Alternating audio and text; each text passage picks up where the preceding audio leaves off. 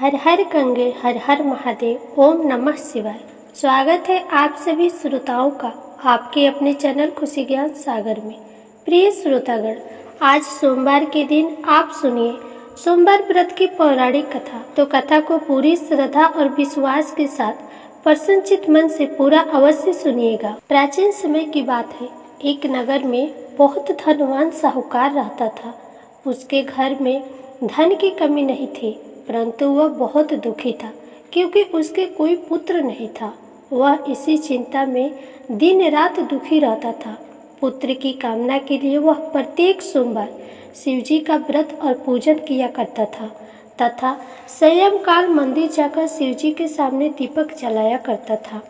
उसके इस भक्ति भाव को देखकर एक समय माता पार्वती ने शिवजी महाराज से कहा, महाराज, यह साहूकार आपका अनन्य भक्त है, सदैव आपका व्रत और पूजन बड़ी श्रद्धा से करता है, आपको इसकी मनोकामना पूर्ण करनी चाहिए। शिवजी ने कहा, हे पार्वती, यह संसार कर्म क्षेत्र है।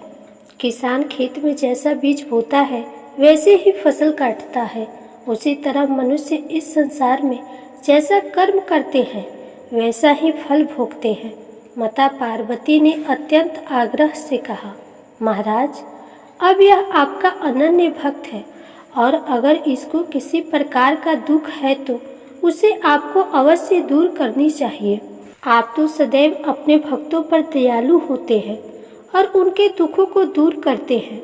यदि आप ऐसा नहीं करेंगे तो मनुष्य आपका पूजन तथा व्रत क्यों करेंगे। माता पार्वती का ऐसा आग्रह देख शिवजी कहने लगे, हे पार्वती, इसके कोई पुत्र नहीं है, इसी चिंता में यह अति दुखी रहता है। इसके भाग्य में पुत्र न होने पर भी मैं इसको पुत्र की प्राप्ति का वर देता हूँ, परंतु वह पुत्र केवल 12 वर्ष तक जीवित रहेगा। इसके पश्चात वह मृत्यु को प्राप्त हो जाएगा। इससे अधिक मैं इसके लिए नहीं कर सकता। माता पार्वती और भगवान शिव का यह वार्तालाप साहूकार सुन रहा था। इससे उसको न कुछ प्रसन्नता हुई और न ही कुछ दुख हुआ। वह पूर्व की तरह शिवजी का व्रत और पूजन करता रहा। कुछ समय बाद साहूकार की स्त्री गर्भवती हुई और 10वें महीने उसके गर्भ से अति सुंदर पुत्र उत्पन्न हुआ। साहूकार के घर में बहुत खुशी मनाई गई, परंतु साहूकार तो यह जानता था कि उसकी केवल 12 वर्ष की आयु है, इसलिए उसने अधिक प्रसन्नता प्रकट नहीं की और न ही किसी को यह भेद बताया। जब वह बालक 11 वर्ष का हो गया तो बालक की माता ने उसके पिता से उसका विवाह करने के लिए कहा। साहूकार ने कहा, अभी मैं इसका विवाह नहीं करूँगा, मैं अपने पुत्र को काशी पढ़ने के लिए भेजूँगा। साहूकार ने बालक के मामा को बुलाकर उसको बहुत सा धन देकर कहा, तुम इस बालक को काशी पढ़ने के लिए ले जाओ और रास्ते में जिस स्थान पर भी जाओ यज्ञ तथा ब्राह्मणों को भोजन कराते और दक्षिणा देते हुए जाना। दोनों मामा भांजे यज्ञ करते और ब्राह्मणों को भोजन कराते तथा दक्षिणा देते काशी की ओर चल पड़े। रास्ते में उनको एक शहर पड़ा। उस शहर के राजा की कन्या का विवाह था, परंतु जो राजकुमार विवाह कराने के लिए आया था वह एक आंख से काना था। उसके पिता राजा को इस बात की बड़ी चिंता थी कि कहीं राजकुमार को देख राजकुमारी तथा उसके माता पिता विवाह में किसी प्रकार की अड़चन पैदा न कर दे। जब उसने अति सुंदर सेठ के लड़के को देखा तो मन में विचार किया कि क्यों न द्वाराचार्य के समय इस लड़के से वर का काम चलाया जाए। ऐसा मन में विचार कर राजकुमार के पिता ने उस लड़के और उसके मामा से बात की। वे राजी हो गए। फिर उस साहूकार के लड़के को वर के कपड़े पहनाकर तथा घोड़ी पर बैठाकर कन्या के द्वार पर ले गए। सभी कार्य प्रसन्नता से पूर्ण हो गया। राजकुमार के पिता ने सोचा कि यदि विवाह कार्य भी इसी लड़के से करा लिया जाए तो क्या बुराई है। ऐसा विचार कर लड़के और उसके मामा से कहा, यदि आप फेरों और कन्यादान के काम को भी करा दे तो आपकी बड़ी कृपा होगी। मैं इसके बदले आपको बहुत सारा धन दूंगा। दोनों ने इसे सहर्ष स्वीकार कर लिया और विवाह कार्य भी बहुत अच्छी तरह से संपन्न हो गया। सेठ का पुत्र जिस समय जाने लगा तो उसने राजकुमारी के चुनरी के पल्ले पर लिख दिया, तेरा विवाह मेरे साथ हुआ, परंतु जिस राजकुमार के साथ तुमको भेजेंगे वह एक आंख से काना है। मैं काशी जी पढ़ने जा रहा हूँ। सेठ के लड़के के जाने के पश्चात राजकुमारी ने जब अपनी चुनरी पर ऐसा लिखा हुआ पाया तो उसने काने राजकुमार के साथ जाने से मना कर दिया। उसने अपने माता पिता को सारी बात बता दी और कहा कि यह मेरा पति नहीं है, मेरा विवाह इसके साथ नहीं हुआ है। जिसके साथ मेरा विवाह हुआ है वह तो काशी जी पढ़ने गया है। राजकुमारी के माता पिता ने अपनी कन्या को विदा नहीं किया और बारात वापस चली गई। उधर सेठ का लड़का और उसका मामा काशी जी पहुंच गए। वहां जाकर उन्होंने यज्ञ करना और लड़के ने पढ़ना शुरू कर दिया। जिस दिन लड़के की आयु 12 साल की हुई उस दिन उन्होंने यज्ञ रचा रखा था। लड़के ने अपने मामा से कहा, मामा जी आज मेरी तबीयत कुछ ठीक नहीं है। मामा ने कहा, अंदर जाकर सो जाओ। लड़का अंदर जाकर सो गया और थोड़ी देर में उसके प्राण निकल गए।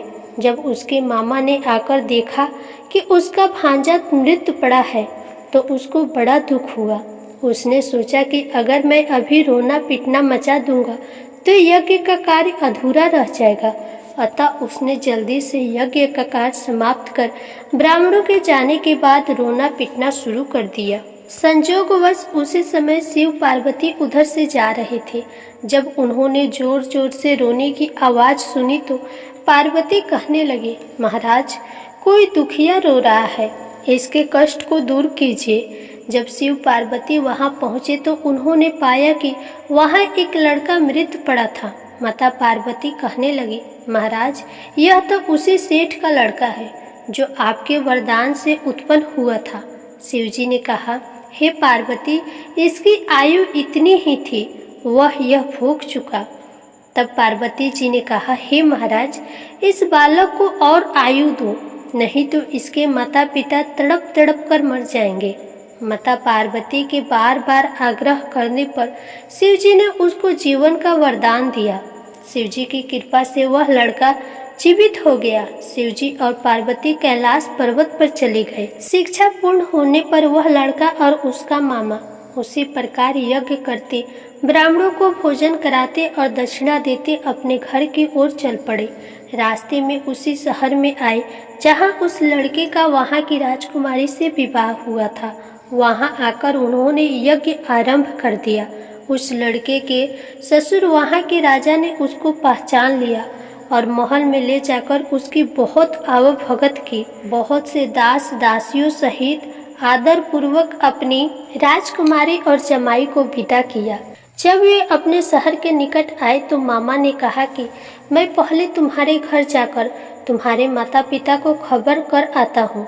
जब उस लड़के का मामा घर पहुंचा तो लड़के के माता पिता घर की छत पर बैठे थे। उन्होंने यह प्रण रख रखा था कि यदि हमारा पुत्र सकुशल लौट आए तो हम राजी खुशी नीचे आ जाएंगे, नहीं तो छत से गिरकर अपने प्राण दे देंगे। उस लड़के के मामा ने आकर जब यह समाचार दिया कि आपका पुत्र आ गया है तब उनको विश्वास नहीं हुआ। तब उसके मामा ने शपथ पूर्वक कहा कि आपका पुत्र अपनी पत्नी तथा बहुत सारा धन साथ लेकर आया है। तो सेठ प्रसन्नता से भर उठा। सेठ सेठानी आनंद पूर्वक नीचे आए। बाहर आकर उन्होंने अपने पुत्र तथा उसकी पत्नी का भरपूर स्वागत किया। सभी बड़ी प्रसन्नता के साथ रहने लगे। जो कोई सोमवार के व्रत को धारण करता है अथवा इस कथा को पढ़ता या सुनता है उसके सब दुख दूर होकर उसकी समस्त मनोकामनाएं पूर्ण होती है तथा इस लोक में नाना प्रकार के सुख भोग कर अंत में सदाशिव के लोक को प्राप्त करते हैं। प्रिय श्रोताओं, आशा करती हूँ आपको यह कथा अच्छी लगी होगी। वीडियो पसंद आई हो तो चैनल को सब्सक्राइब करके वीडियो को लाइक करके कमेंट बॉक्स में हर हर महादेव अवश्य लिखिएगा।